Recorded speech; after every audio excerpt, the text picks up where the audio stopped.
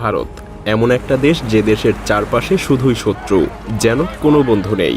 একের পর এক দেশ ইন্ডিয়াকে ব্যান করেই চলেছে। বিশেষজ্ঞদের মতে নিজেদের অদূরদর্শিতা, একতরফা সিদ্ধান্ত আর প্রতিবেশী দেশগুলোর উপর একচেটিয়া চাপ সৃষ্টি করার ফলে আজ ভারত একদম একা।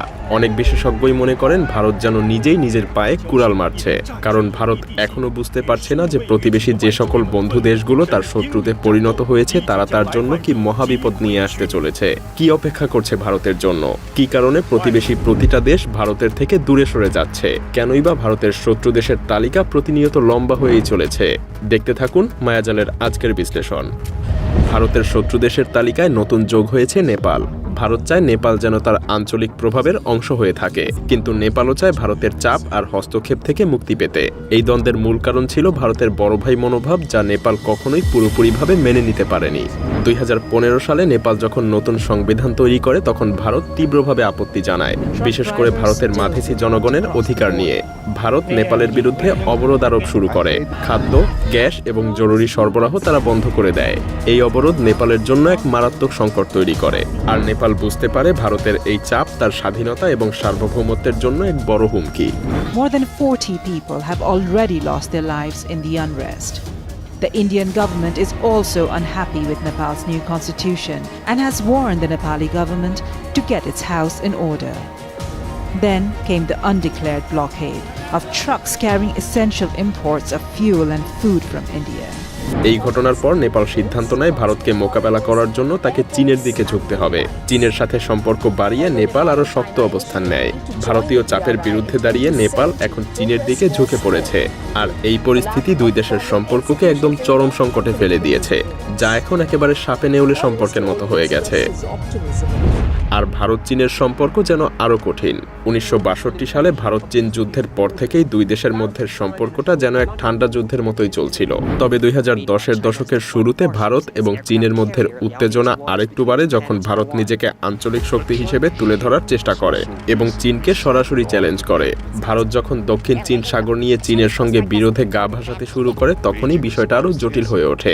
ভারতের মনে হয়েছিল চীনকে চ্যালেঞ্জ করলে একদিকে যেমন দক্ষিণ এশিয়ায় তার প্রভাব বজায় থাকবে, তেমনি আন্তর্জাতিকভাবেও তারা শক্তিশালী হয়ে উঠবে। কিন্তু ভারত জানত না যে চীন ইতিমধ্যেই তাদের থেকে আরো বেশি ক্ষমতাধর দেশে পরিণত হয়েছে, আর তাই চীন দক্ষিণ এশিয়ায় ভারতের এই প্রভাব মেনে নিতে নারাজ, আর ভারতও চীনের আধিপত্যকে গ্রহণ করতে রাজি না। এরই মধ্যে 2020 সালে লাদাখে গালওয়ান উপত্যকায় ভারত চীনের সংঘর্ষও লেগে যায়। সেখানে উভয় পক্ষের সেনা সদস্যরা প্রাণও হারান। ভারতের এই পদক্ষেপের ফলে চীন এখন ভারতের দক্ষিণ এশিয়ার প্রভাবকেই চ্যালেঞ্জ করছে না, বরং দুই দেশের সম্পর্কের মধ্যে এক নতুন শত্রুতার দানা বেঁধেছে। চীন আর ভারতের মধ্যে এই যুদ্ধ শুধু সামরিক শক্তিই না, বরং অর্থনৈতিক এবং কূটনৈতিক শক্তিরও লড়াই রয়েছে, যেখানে দুই দেশ একে অপরকে পরোক্ষভাবে প্রভাবিত করার চেষ্টা করছে, যা হয়তো সামরিক যুদ্ধের মতো সবার নজরে আসে না। এই সমস্ত ঘটনায় ভারত নিজের অজান্তেই চীনের মতো বিশাল শক্তির শত্রু হয়ে উঠেছে। ভারত যখন একের পর এক প্রতিবেশী দেশগুলোর সাথে তার প্রভাব বিস্তার করতে শত্রুতা তৈরি করছিল, তখন শ্রীলঙ্কাও তার ব্যতিক্রম ছিল না। ভারতের বড় ভাই মনোভাবের কারণে শ্রীলঙ্কার সাথেও সম্পর্ক তিক্ত হতে থাকে। বিশেষ করে 2009 সালের পর শ্রীলঙ্কার গৃহযুদ্ধের শেষ মুহূর্তে ভারতীয় চাপের বিরুদ্ধে অবস্থান নেয়।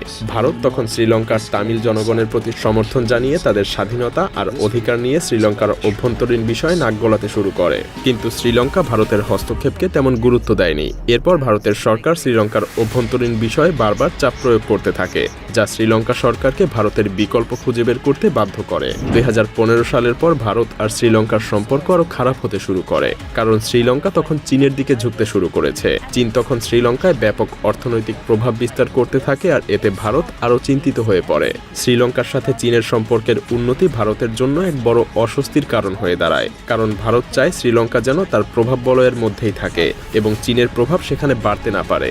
ভারতের এই সামরিক এবং কূটনৈতিক চাপ শ্রীলঙ্কার কাছে এক ধরনের হুমকি হিসেবে দেখা দিতে শুরু করে। ভারতের এই মনোভাব শ্রীলঙ্কাকে এক নতুন শত্রুতে পরিণত করে। ভারতের বড় ভাই মনোভাব যখন একে একে প্রতিবেশী দেশগুলোকে শত্রুতে পরিণত করছিল, তখন এর তালিকা থেকে মালদ্বীপও বাদ যায়নি। 2013 সালে মালদ্বীপে ভারতের প্রভাব বলয়ের বাইরে একটা সরকার গঠিত হলে সম্পর্ক আরও কঠিন হয়ে পড়ে। মালদ্বীপের নতুন সরকার তখন ভারতের চেয়ে চীনের দিকে ঝুঁকতে শুরু করে, যা ভারতের জন্য এক বড় চ্যালেঞ্জ হয়ে দাঁড়ায়। বিশেষ করে 2018 সালে মালদ্বীপের নির্বাচনে ভারতীয় প্রভাবের বিরুদ্ধে চলে যাওয়ার পর দুই দেশের সম্পর্ক আরও বেশি খারাপ হয়ে যায়। চীন তখন মালদ্বীপে একের পর এক অর্থনৈতিক প্রকল্প দিতে শুরু করে, আর এদিকে ভারত এই পরিস্থিতি নিজের জন্য হুমকি হিসেবে অনুভব করতে শুরু করে, কারণ মালদ্বীপ তার সামুদ্রিক পথের জন্য একটা গুরুত্বপূর্ণ অবস্থানে রয়েছে। ভারতের শত্রুতা শুধু পাকিস্তান, চীন, নেপাল, শ্রীলঙ্কা, মালদ্বীপ বা মিয়ানমারের সাথেই না, বরং বাংলাদেশও এই তালিকায় চলে এসেছে। 2019 সালের নাগরিকত্ব সংশোধনী আইন নিয়ে ভারতীয় পদক্ষেপে বাংলাদেশের সাথে সম্পর্ক খারাপ হতে থাকে।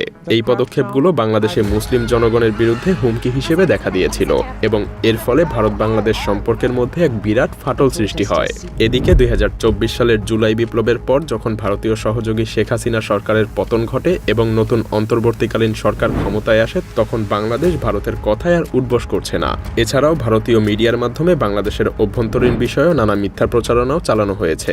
এই ধরনের প্রচেষ্টা ভারত বাংলাদেশের সম্পর্কের মধ্যে আরও শত্রুতা এবং অস্থিরতাও সৃষ্টি করেছে, যার ফলে বাংলাদেশ এখন ভারতের প্রতিবেশী শত্রু দেশগুলোর লিস্টে নতুন করে জায়গা করে নিয়েছে। আর ভারতের শত্রু দেশগুলোর তালিকা করতে গেলে তার তালিকা থেকে পাকিস্তানের নাম কোনোভাবেই বাদ দেওয়া যায় না। 1947 সালে উপমহাদেশ ভাগ হয়ে গেলে ভারত এবং পাকিস্তান আলাদা দেশ হিসেবে জন্ম নিলেও কাশ্মীরের বিষয়টা ছিল দুই দেশের মধ্যে শত্রুতার মূল জায়গা। 1947 সালে ভারতীয় উপমহাদেশ ভাগ হয়ে ভারত এবং পাকিস্তান আলাদা দেশ হিসেবে জন্ম নিলেও কাশ্মীরের বিষয়টা ছিল দুই দেশের মধ্যে মূল শত্রুতার জায়গা। ভারত কাশ্মীরকে পুরোপুরি নিজেদের অধিকার বলে দাবি করে এবং পাকিস্তানের সঙ্গে নানা রকমভাবে সামরিক সংঘর্ষেও জড়িয়ে যায়। পাকিস্তানও মনে করে ভারতের এই বড় ভাই মনোভাব কাশ্মীর সহ পুরো দক্ষিণ এশিয়ার রাজনীতি নিয়ন্ত্রণ করার তাগিদ থেকেই জন্ম হয়েছে। একদিকে যেমন ভারত নিজের আঞ্চলিক ক্ষমতা প্রতিষ্ঠিত করতে চায়, অন্যদিকে পাকিস্তান কোনো অবস্থাতেই ভারতকে আধিপত্য বিস্তার করতে দিতে চায় না এবং কাশ্মীরে তাদের নিজেদের অধিকার প্রতিষ্ঠা করতে চায়। তাছাড়া 2019 সালে ভারত যখন কাশ্মীরের বিরুদ্ধে মর্যাদা আইন বাতিল করে, তখন বিষয়টা আরো কঠিন হয়ে ওঠে। কাশ্মীরের মুসলিমদের উপর দমনপীড়ন চালিয়ে ভারত পাকিস্তানের সাথে যেন অঘোষিত যুদ্ধ শুরু করে দেয়। এই সমস্ত ঘটনা ভারতকে পাকিস্তানের চিরশত্রুতে পরিণত করেছে। আর তাই মাঝে মধ্যেই ভারত পাকিস্তান সীমান্তে সংঘর্ষের খবর ছড়িয়ে যায়, যেন যে কোনো মুহূর্তে লেগে যেতে পারে ভারত পাকিস্তান মহাযুদ্ধ।